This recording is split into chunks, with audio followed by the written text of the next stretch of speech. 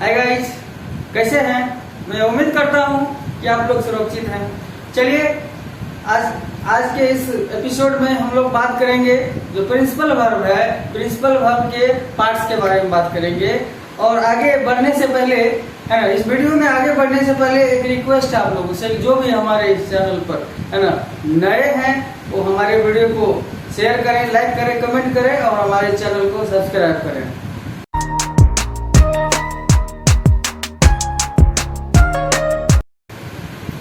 आज हम लोग बात करेंगे ये प्रिंसिपल वर्ब का जो पार्ट्स है ना। इससे पहले पिछले एपिसोड में मैंने बहुत सारा वर्ब जो चार्ट दिखाया था आप लोगों को। उस चार्ट में है ना बहुत सारा वर्ब था है ना। सबसे पहले जो फिनाइट वर्ब था, फिनाइट वर्ब का जो पार्ट था वो प्रिंसिपल और ऑक्सिलरी में बटा हुआ था। तो अभी हम लोग प्रिंसिपल के भाग को पढ़ रहे हैं। प्रिंसिपल वर्ब के भाग में है ये, प्रिंसिपल वर्ब के भाग खत्म हो जाएगा तब हम लोग ऑक्सिलरी में प्रवेश करेंगे। तो प्रिंसिपल वर्ब के बारे में भी मैंने पिछले वीडियो में एग्जाम्पल सहित मैंने आप लोगों को बताया था। आज बात करेंगे उस प्रिंसिपल वर्ब को भी है ना दो भागों में बांटा गया है। कितने भागों में बांटा गया है? दो भागों में बांटा गया है। एक होता है ट्रांजिटिव वर्ब और दूसरा होता है इंट्रांजिटिव वर्ब। तो ये ट्रांजिटिव वर्ब क्या है और इंट्रांजिटिव वर्ब क्या है, इस पर अब हम लोग बारी बारी से चर्चा करेंगे। पहले अब सामने में देखते हैं कि कौन सामने खड़ा है अपना परिचय लेके। जी, आपके सामने तैयार है ये ट्रांजिटिव वर्ब, ये अपना परिचय देने के लिए आप लोग के सामने खड़ा है। अब देखते हैं कि ये ट्रांजिटिव वर्ब क्या है। ट्रांजिटिव वर्ब का मतलब होता है सकर्मक क्रिया।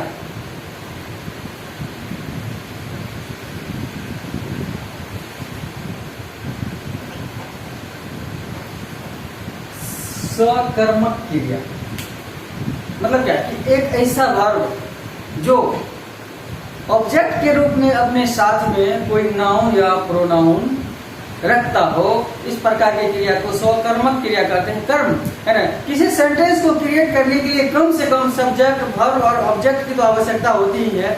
यदि ऑब्जेक्ट नहीं है तो है ना कम से कम सब्जेक्ट और वर्ब की आवश्यकता जरूर होती है कोई भी सेंटेंस को है ना उसके उचित मूल्य तक, मतलब उसके उचित अर्थ तक अंजाम देने के लिए। तो अब ये जो सकर्मक क्रिया है ना, अब हम लोग इस पर बात करते हैं कि ये ट्रांजिटिव वर्ब क्या है। इसको ऐसे भी बोल सकते हैं, ये ट्रांजिटिव वर्ब मतलब सकर्मक क्रिया होता है। चलिए अब इसका डिफिनेशन क्या है, अब इसके डिफिनेशन पर हम लोग ध्यान देते हैं कि ये डिफिनेशन क्या है। चलिए अब देखते हैं कि ये ट्रांजिटिव वर्ब अपने बारे में क्या कुछ कह रहा है। तो ये कह रहा है कि a verb having a noun और pronoun in form of object is called transitive verb. एक ऐसा वर्ब जो अपने साथ ऑब्जेक्ट के रूप में एक कोई नाउन या प्रोनाउन को रखता है, या एक ऐसा वर्ब जिसके ऑब्जेक्ट के रूप में कोई नाउन या प्रोनाउन प्रयुक्त होता है, तो इस प्रकार के वर्ब को ट्रांजिटिव वर्ब कहते हैं। क्या कहते हैं? ट्रांजिटिव वर्ब कहते हैं, मतलब सकर्मक क्रिया कहते हैं। फिर से मैं बोल दे रहा हूं कि एक ऐसा वर्ब जो सेंटेंस में ऑब्जेक्ट के रूप में कोई नाउन या प्रोनाउन को रखता है, तो इस प्रकार के वर्ब को क्या कहते हैं? इस प्रकार के वर्ब को क्या कहते हैं? ट्रांजिटिव वर्ब कहते हैं। अब इसका एग्जाम्पल है ना, एग्जाम्पल भी मैंने नीचे में पेश किया हुआ आप लोग के सामने, ज्यादा देखिएगा। लिखा हुआ है Tulika sings a song. Tulika एक गाना गाती है। तो तुलिका क्या करती है ना, तुलिका तो गाती है, लेकिन क्या गाती है? भांगड़ा गाती है कि क्या गाती है? गाना गाती है। चलिए, तुलिका सिंग्स ए सॉन्ग, तो तुलिका एक गाना गाती है। जरा देखिए तो ये जो वर्ब है, ये वर्ब इसके बाद ऑब्जेक्ट के रूप में ये जो सॉन्ग है, ये गीत है, ये नाउन है। ये क्या है? नाउन है। तो ये वर्ब अपने साथ में नाउन को रखा है ना। तो इस प्रकार से अभी इस स्थिति में, इस सेंटेंस में ये जो वर्ब है ना सिंग, ये जो वर्ब है सिंग, ये क्या कहलाएगा? ये इंट्रांजिटिव वर्ब कहलाएगा। क्या कहलाएगा? ये इंट्रांजिटिव वर्ब, सॉरी माफ कीजिएगा, ये ट्रांजिटिव वर्ब कहलाएगा। अब दूसरा सेंटेंस है, कह रहा है शाश्वत रीड्स ए बुक। शाश्वत एक पुस्तक पढ़ता है। शाश्वत क्या करता है? पढ़ता तो है, लेकिन क्या पढ़ता है? एक पुस्तक पढ़ता है। तो इस स्थिति में ये जो रीड्स है ना, ये अपने साथ में एक ऑब्जेक्ट के रूप में नाउन को रखा हुआ है। किसको रखा हुआ है? नाउन को रखा हुआ है। इस प्रकार से ये इस सेंटेंस में ये जो रीड्स है वो क्या कहलाएगा? ये ट्रांजिटिव वर्ब कहलाएगा। क्या कहलाएगा? ट्रांजिटिव वर्ब कहलाएगा। मैं एग्जांपल में है ना, इसका जो डेफिनेशन है, डेफिनेशन में पहले भी लिखा गया है, या मैं बोल दिया हूँ कि ऐसा वर्ब जो किसी सेंटेंस में अपने साथ है ना ऑब्जेक्ट के रूप में नाउन या प्रोनाउन को रखता है, तो इस प्रकार के जो वर्ब है उसे ट्रांजिटिव वर्ब कहते हैं। और तीसरा सेंटेंस एक और है, देखिए, यू ड्रिंक मिल्क। आप दूध पीते हैं। आप दूध पीते हैं। इस स्थिति में ये जो ड्रिंक है ना, ये अपने साथ में क्या है? ये नाउन को लिया है। ये नाउन क्या है? ये मिल्क एक नाउन है, और उसमें भी मटेरियल नाउन है ना। यदि मॉडर्न क्लासिफिकेशन के हिसाब से देखेंगे ये अनकाउंटेबल नाउन होगा, लेकिन नाउन तो है ना, लेकिन ऑब्जेक्ट रूप में कोई नाउन ही है। इस प्रकार से ये जो ड्रिंक है, ये ड्रिंक इस स्थिति में ये ट्रांजिटिव वर्ब कहलाएगा। क्या कहलाएगा? ये ट्रांजिटिव वर्ब कहलाएगा। फिर से मैं बोल दे रहा हूँ इसका डेफिनेशन को। आप लोग इसको चाहे तो नोट कर सकते हैं। वीडियो को पॉज कर लीजिए, उसके बाद इसको नोट कर लीजिए। मैं फिर से पढ़ दे रहा हूँ। A verb having a noun और pronoun in form of object is called transitive verb. एक ऐसा वर्ब जो अपने साथ उस सेंटेंस में कोई ऑब्जेक्ट के रूप में कोई नाउन या प्रोनाउन को रखता है ना, तो इस प्रकार के वर्ब को क्या कहते हैं? ट्रांजिटिव वर्ब कहते हैं। चलिए अब इसके बाद अगला जो वर्ब है उस पर हम लोग बात करते हैं। चलिए अब हम लोग बात करते हैं। इससे पहले मैंने ट्रांजिटिव वर्ब के बारे में चर्चा किया था, उसका एग्जाम्पल और उसका डेफिनेशन सहित मैंने आप लोगों को समझाया था। एक बार नहीं, दो बार बोल करके समझाया था। अब है ना, वो प्रिंसिपल वर्ब का जो दूसरा पार्ट है, प्रिंसिपल वर्ब दो भाग में बांटा गया था, ट्रांजिटिव वर्ब और इंट्रांजिटिव वर्ब। तो ट्रांजिटिव वर्ब को मैंने पहले बता दिया।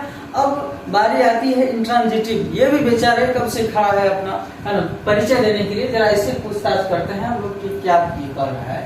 इंट्रांजिटिव वर्ब मतलब होता है अकर्मक क्रिया, है ना। ट्रांजिटिव मतलब सकर्मक, जिसमें ऑब्जेक्ट रहता है, प्रयुक्त होता है।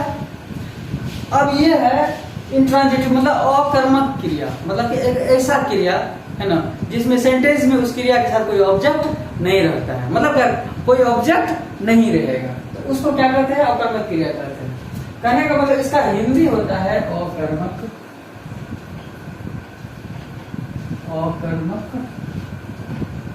क्रिया। अब चलिए ये अकर्मक क्रिया अपने बारे में क्या कह रहा है? कह रहा है verbs do not have any object is called intransitive verb. मतलब वे सभी वर्ब या वे वर्ब्स जो अपने साथ सेंटेंस में कोई ऑब्जेक्ट नहीं रखता है ना, मतलब उसका कोई ऑब्जेक्ट नहीं होगा, तो इस प्रकार का जो वर्ब है उसे क्या कहते हैं? उसे इंट्रांजिटिव वर्ब कहते हैं। उसे क्या कहते हैं? इंट्रांजिटिव वर्ब कहते हैं। इसका डेफिनेशन भी इस प्रकार से लिखा हुआ है, आप देख सकते हैं इसको। वर्ब आप लोग वीडियो को पॉज करके इसको नोट कर सकते हैं। मैं फिर से पढ़ दे रहा हूँ कि verbs do not have any object is called intransitive verb. मतलब एक ऐसा वर्ब है ना जिसके साथ कोई ऑब्जेक्ट नहीं रहता है। मतलब कि ऑब्जेक्ट मतलब क्या कि जब किसी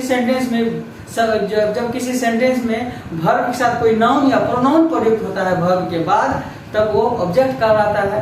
तब वो जब ऑब्जेक्ट रहता है तो सकर्मक हो जाता है, लेकिन जब ऑब्जेक्ट नहीं रहता है तो वो अकर्मक होता है, मतलब इंट्रांजिटिव होता है। अब देखिए इसके साथ कुछ एग्जाम्पल मैंने पेश किया है आप लोग के सामने, जरा ध्यान से देखिएगा एग्जाम्पल को। Ujjwal walks in the evening. जरा ध्यान दीजिए sentence, Ujjwal walks in the evening. Ujjwal शाम में टहलता है। कहाँ टहलता है? कब टहलता है? शाम में टहलता है। इसका मतलब क्या हो गया कि यहाँ ये जो वाक है ना, वाक मतलब जो होता है टहलना, है ना, ये अभी है ना वो इंट्रांजिटिव वर्ब है। अब आप कहिएगा है ना कि ये जो है ये इसके बाद तो बहुत सारा सेट वर्ड लिखा हुआ है, क्या ये ऑब्जेक्ट नहीं होगा? ऑब्जेक्ट नहीं होगा, ऑब्जेक्ट नहीं होगा, क्योंकि ऑब्जेक्ट है ना, कहने का मतलब हो गया कि ऑब्जेक्ट के रूप में कोई नाउन या प्रोनाउन, ये कोई नाउन या प्रोनाउन प्रयुक्त होता है तभी वो ऑब्जेक्ट कहलाता है ना।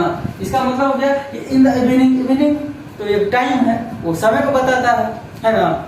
इस प्रकार से इसके साथ कोई भी नाउन या प्रोनाउन उपयोग नहीं हुआ है, इसका मतलब इसमें कोई ऑब्जेक्ट नहीं है, इसीलिए ये जो वाक है ना, ये वाक इंट्रांजिटिव वर्ब कहलाता है। क्या कहलाएगा?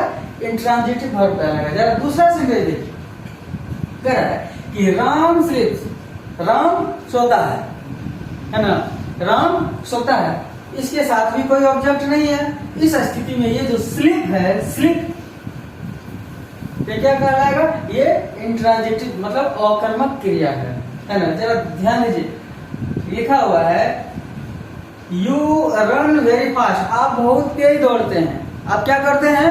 बहुत तेज दौड़ते हैं, है ना।